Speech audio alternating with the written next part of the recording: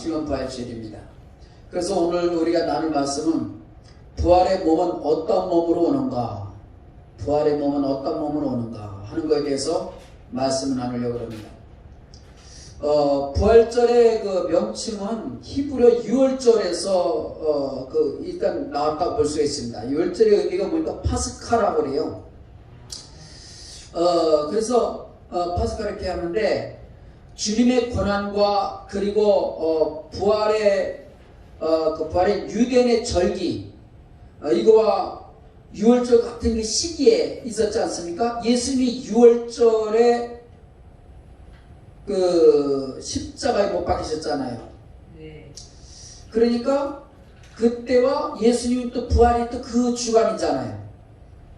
그래서 이것이 파스카를 경축하는 것이 후에는 이스터라고 이렇게 얘기를 하는데 이것은 그 유럽에서는 그 봄에 그런 그 부활의 행사의 어떤 축제를 이렇게 지켰습니다. 그래서 이것을 경축하는 그것을 했는데 그 후에 기독교인들이 파스카 축제를 이스터라고 이렇게 부르게 된 것입니다. 그래서 그리스도의 부활을 진짜 기쁨으로 이렇게 지키고 있었는데 이것이 공식적으로는 그 AD 325년 니케아 종교회에서 부활의 날을 정해가지고 주일을 지키기로 했습니다.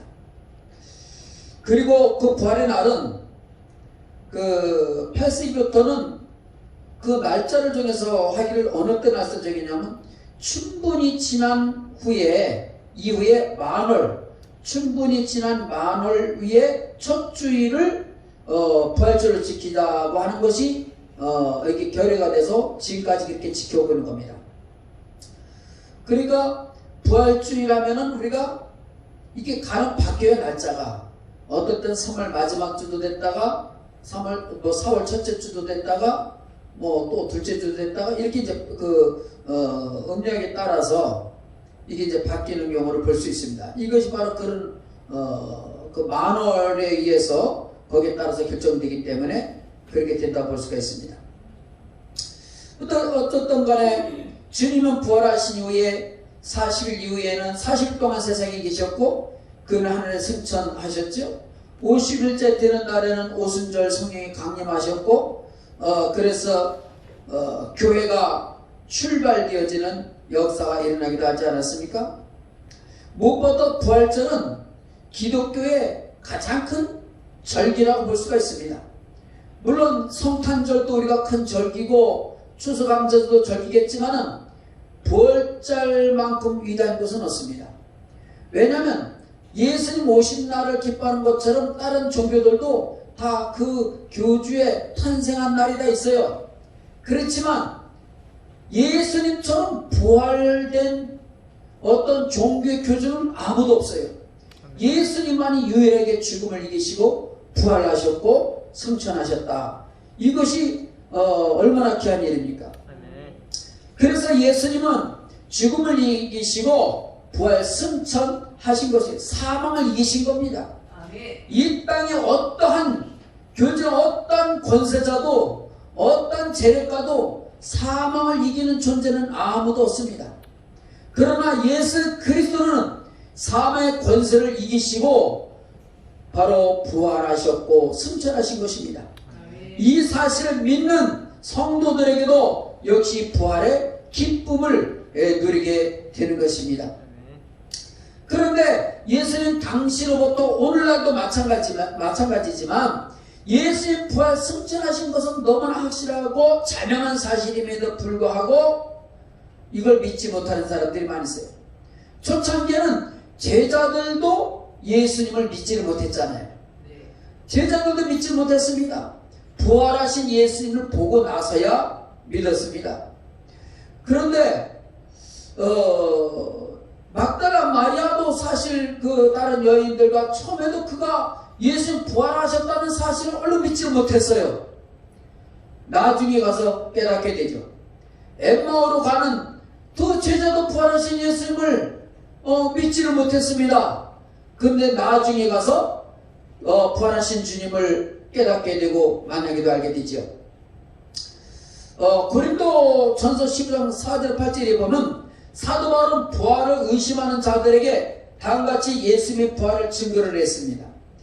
그는 장사를 지낸 바 되셨다가 성경대로 사흘 만에 다시 살아나사 게바에게 보이시고 후에 12사도에게와 그 500여 형제에게 일시에 보이셨나니 그 중에 지금까지 대다수는 살아있고 어떤 사람은 잠들었으며 그 후에 야고보에게 보이셨으며 그 후에 모든 사도에게와 맨 나중에 만삭되지 못하여 난자 같은 내게도 보이셨느니라.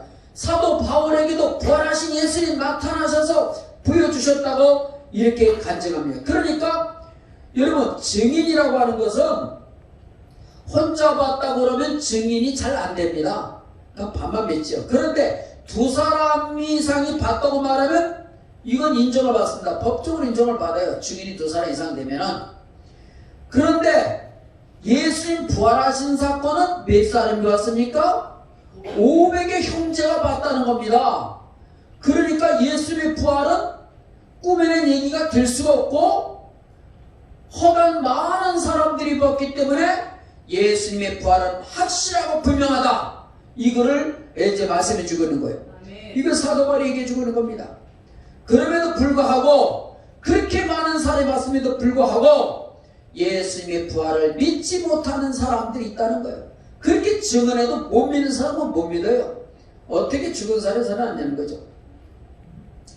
터키에서 선교하던 어느 선교사님이 이제 터키는 어떤 사람을 이제 만나서 전도할 때 그렇게 부활에 대해서 설명을 해줬다고 합니다. 내가 여행을 가고 있는데 길을 가는데 두 길을 만났습니다. 근데 내가 가려는 목적이 이 길인지 저 길인지를 알지 못한다는 거예요. 그래서 갈 수가 없었어요. 그래서 길을 누군가에 물어보려고 하는데 길을 가다가 이제 두 사람을 만났습니다. 그런데 한 사람은 살아있는 사람이고 한 사람은 죽어있는 사람입니다. 그러면 내가 누구에게 물어봐야 될까요? 살아있는 사람이요. 네, 살아있는 사람에게 물어봐야 된다는 것입니다. 산 사람입니까? 죽은 사람입니까? 산 사람에게 물어봐야 되죠. 그러자 그들이 말하기를 물론 산 사람에게 물어봐야죠 라고 말을 했다는 거예요. 그렇다면 내가 어찌 살아계신 예수님께 찾아가지 않고 어떻게 죽은 마호멧을 찾아가겠느냐 라고 얘기를 했다는 거예요. 그러니까 우리가 길을 물어도 살아있는 사람에게 길을 물어보듯이 우리가 믿고 소망을 가져도 죽은 어떤 교주를 믿는 게 아니라 살아계신 예수님을 믿고 나가는 것은 바로 분명하고 정당한 거 아니겠습니까? 그러므로 부활하신 예수님을 믿는 사람은 바로 예수님처럼 우리도 부활된 것을 믿습니다. 아멘. 지금도 살아계신 우리 주님은 바로 우리에게 부활의 소망을 주시기 위해서 다시 오실 것입니다. 그러면 우리가 부활하면 어떤 몸으로 오는가? 첫째로 하나님은 세상에 다양한 부활체 형태를 보여주셨다는 거예요. 다양한 형태의 부활체를 주셨다. 오늘 본문을 보면 사람이 죽으면 끝이지 어떻게 다시 사느냐 이렇게 묻는다는 거예요. 그러나 우리 자연에는요 많은 부활의 증거를 가지고 있어요.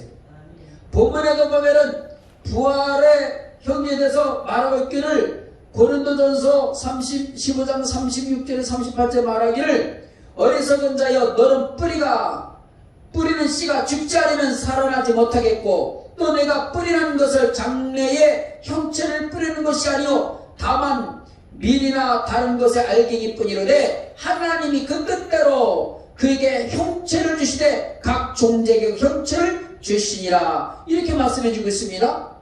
우리가 땅에 씨를 뿌려요. 씨를 뿌리면 그 씨가 땅에서 썩어지지만 썩어지는 그 씨 속에서 뭐가 옵니까? 새로운 생명이 살아나요. 살아나는 거죠.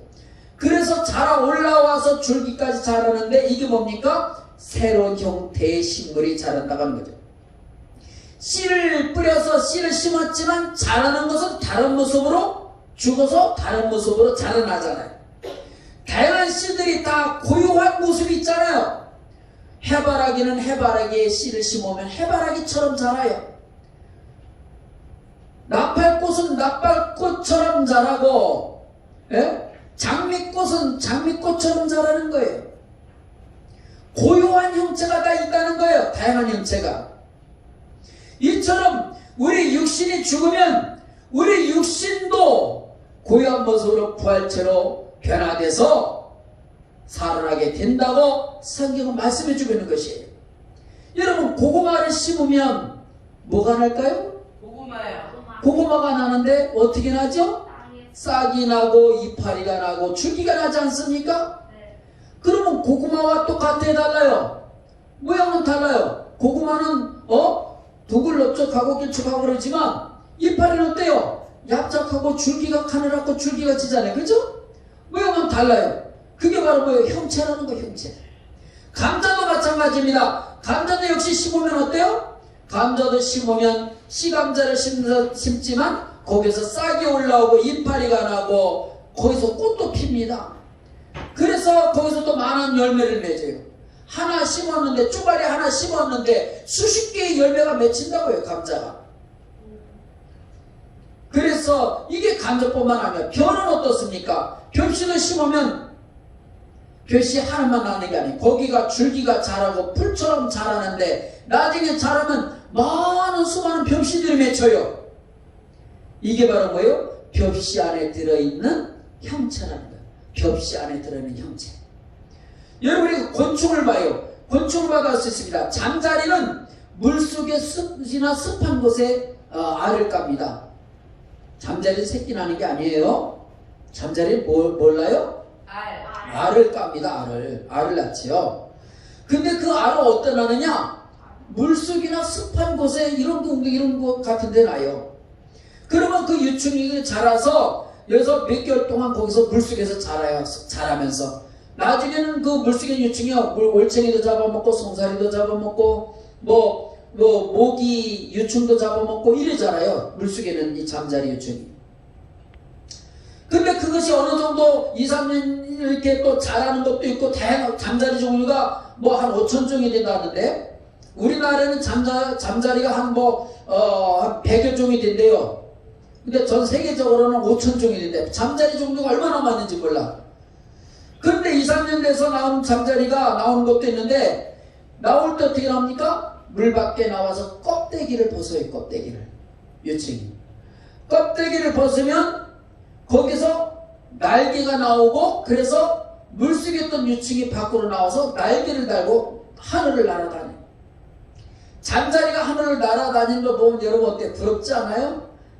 그래도 잠자리처럼 날아다니고 싶다. 그런 생각이 들지 않아요? 아주 너무 잠자리가 나르는 거 보면 너무 평화롭고 너무 자유로워요. 이리저리 그냥 얼마나 좋은지 몰라요. 응? 애씨가 너 날개 한번 달아봐. 이거 너무너무 좋다. 분명히 그럴 거야. 응? 날아다니면. 응? 그러니까 니는 지금 그러지 날개 한번 달려봐라. 그래. 너무너무 좋다 그러지. 응? 날아다니고. 나비도 마찬가지인 거예요. 그러니까 번데기가 다 그거 아닙니까? 누에고치도요, 애벌레로 꿈을 겨다니지만은 그게 뽕잎을 먹고 자라가지고 나중에는 그게 이제 크게 돼서 번데기가 되잖아요. 고치집을 짓고 번데기가 됐다가 나중에 또 어느 때가 되면 번데기에서 이게 또 살아가 나와가지고 고치를 뚫고 나와서 나방이가 돼갖고 날아다니잖아요. 이게 바로 부활의 한 모습이에요. 이걸 보면 우리 사람도 같다. 고치가 집을 지고 거의 번데기가 돼서 있는 것처럼 어느 때가 되면 이 번데기가 다시 꿈꾸도 살아가지고 그 번데기를 뚫고 나와가지고 나방이가 돼서 하늘을 날아다니는 것처럼 우리 육신도 이 땅에서 번데기처럼 죽고 이 땅에 누에 애벌레처럼 살지만은 그러나 우리가 죽고 나면 우리가 새로운 부활체로 하나님 주신 부활체로 천국에서 우리가 살게 된다는 거예요. 우리는 이러한 것을 믿습니다. 이건 자연 속에서도 이렇게 보여주고 있는 거예요. 이런 자연 변화의 원리는 바로 부활체가 있다고 하는 그 신청각 교육을 해주고 있는 것입니다. 어떻게 물속에 있는 유충이 드높은 하늘을 날아다니겠습니까?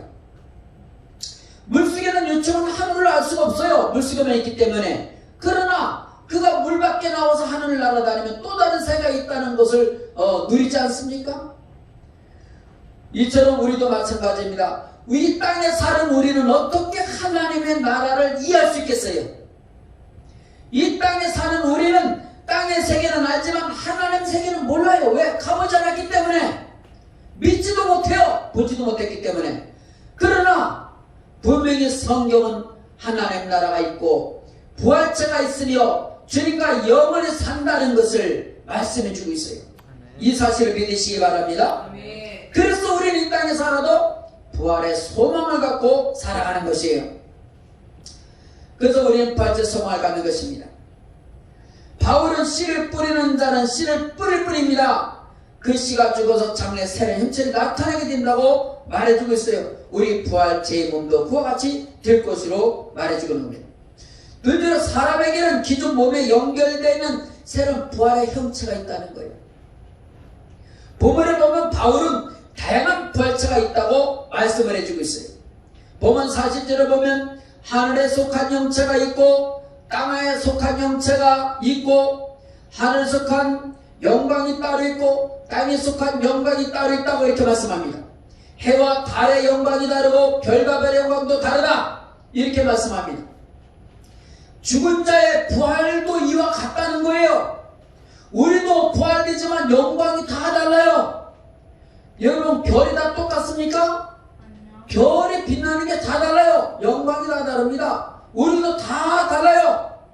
그렇지만 우리는 부활체를 입고 우리가 영광의 자리에 참여한다는 사실을 믿으시기 바랍니다. 그래서 저녁은 우리 부활도 이와 같다. 썩을 것으로 심고 썩지 않을 것으로 다시 살며 라고 말씀합니다. 우리 육신은 썩어요.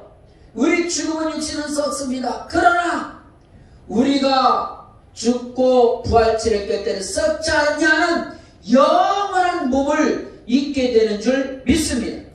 이 의미는 무엇일까요? 사람, 짐승, 새, 물고기 각각 다 몸을 주셨다는 거예요. 여러분 이 땅에 사람 몸이 다르고 짐승의 몸이 다르고 새의 몸이 다르고 물고기 몸이 달라요. 다 다른 몸을 주셨어요. 그렇지만 다 생명체로 살아가고 있지요. 이 생명체들은 먹이도 다르고 그리고 자기 환경 속에서 살아가는 그런 위치도 달라요.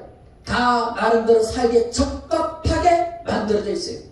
물고기는 물속에 살도록 적합하게 만들어져 있어요. 물 밖에 나오면 죽습니다. 물고기는요. 그렇죠?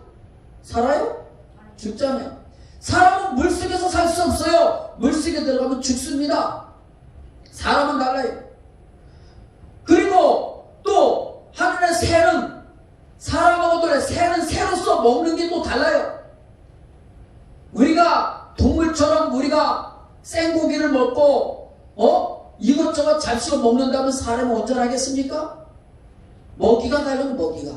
사람은 사람답게 먹어야 사는 거고 짐승은 짐승답게 먹어야 사는 거예요. 네? 다 하나님은 지으실 때 다양한 형태의 모습으로 살아가도록 그렇게 지으셨다는 겁니다.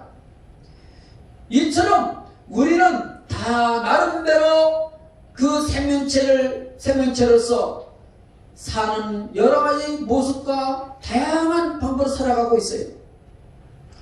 그러나 우리의 모습이 다 다르듯이 부활체 모습도 다르다는 것. 우리 각 사람은 다양한 모습으로서 그리고 그 모습에 연속성을 있다는 거예요. 우리 부활의 몸은 전혀 별개가 아니에요. 우리 있는 몸에서 변화되는 거예요. 우리가 생각해 봅시다. 여러분도 가정이 있는 가정을 보면 여러분 애기였을 때하고 지금하고 똑같아요? 애기였을 때하고 지금은 다르잖아요. 그죠? 애기였을 때지만 지금도 그 형체는 있어요? 없어요? 있습니다. 애기였을 때 얼굴을 보면 지금 모습도 비슷한 게 연결이 되잖아요. 그죠?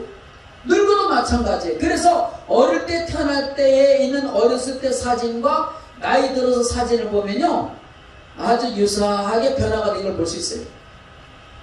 다른 나는 전에 우리 방지사님 하도 그 카톡방에 사진을 많이 올려가지고 사진을 보는데, 사진을 보니까 뭐 어렸을 때 사진도 있더라고요. 그 연세 많으신 분이 어렸을 때 사진이면 일제시대 때 사진이 아마 찍은 것 같아요.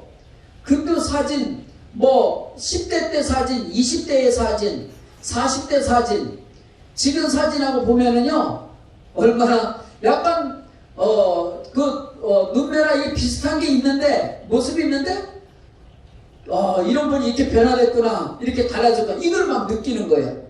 어릴 때는 저랬는데 지금은 저렇게 생기셨구나. 근데 보면은 비슷한데 많이 달라졌지요. 비슷한데 많이 달라졌어요, 스타일이. 그걸 보면 우리 부활체 또한 우리 모습 속에서 또 다른 모습으로 아주 아름답고 최고의 모습으로 부활된다는 사실을 믿으시기 바랍니다. 아멘. 그래서 이런 부활의 모습은요, 처음에는 얼른 못 알아볼 수 있어요. 우리도 간혹 보면 어렸을 때 봤다가 나중에 나이 들어서 보면 어디서 많이 본 얼굴인데 누구 닮았는데, 그러면서 그런 사람 있잖아요. 집안 친척 만나면 그러면 네가 누구냐? 내가 어렸을 때 너 혹시 누가 아니야? 이렇게 말합니다. 왜 그래요? 달라졌기 때문에 잘 모르는 거예요. 사람 얼굴이 달라지는 거예요. 성장하면 달라져요. 나이 들 때까지, 죽을 때까지 달라져요. 그런데 예수님이 부활할지도 마찬가지예요. 예수님이 부활하셨는데 막달라 마리아나 다른 여인들이 바로 알아봤어요? 못 알아봤습니다. 동산직인 줄 알았어요. 엠마오로 가는 두 제자들이 예수님이 결단하고 주거니 받거니 했는데 예수님 바로 알아봤어요? 아니요. 바로 못 알아봤어요. 나중에 보니까 이분이었네, 이렇게 알게 된 거지. 바로 한참 가면서도 못 알아봤어요. 얘기 한참 나누면 가서도. 부활하신 예수님을 바로 못 알아봤어요. 그런데 가만히 생각해보니까 그분이더라, 이 말이에요. 제자들도 마찬가지고요. 또 느낌으로서 저번 예수님과 느끼기도 했어요. 고기 잡을 때도 보면 얘들아 잘 잡히냐 보니까 주님의 음성이야. 고기 잡을 때도 보면. 그래서 감히 묻지도 못하고 부활하신 주님이냐고 묻지도 못하고 말하지 않고 그냥 예 그랬다는 거 아니에요. 바로 부활체는 우리가 바로 알아볼 수 있는, 우리가 변하게 바로 알아볼 수 없지만은, 그러나 분명히 연결점이 있다는 거예요. 우리의 지금 살아있는 우리의 모습에 연결점이 있다는 거지요. 그걸 말씀해 주고 있습니다. 그래서 그 몸에서, 우리 몸에 새로운 형체를 잊게 된다는 거예요. 그래서 서로 알게 되는 거예요. 그러므로 부활의 영광에 동참하는 여러분 되시기 바랍니다. 대체로 부활의 몸은 썩지 않는 영원한 몸이라는 거예요. 말씀해 보면 죽은 자의 부활도 그와 같으니 썩을 것으로 심고 썩지 않을 것으로 다시 살아나며 육된 것으로 심고 영광스러운 것으로 다시 살아나며, 이렇게 말씀합니다. 44절에 육의 몸으로 심고 신령한 몸으로 다시 살아나는데 육의 몸이 있은즉 영의 몸도 있느니라. 육의 몸이 있은즉 신령한 몸도 있다는 겁니다. 우리 육이 죽으면 끝이 아니라는 거예요. 영혼에 관한 우리의 영의 몸이 있다는 거예요.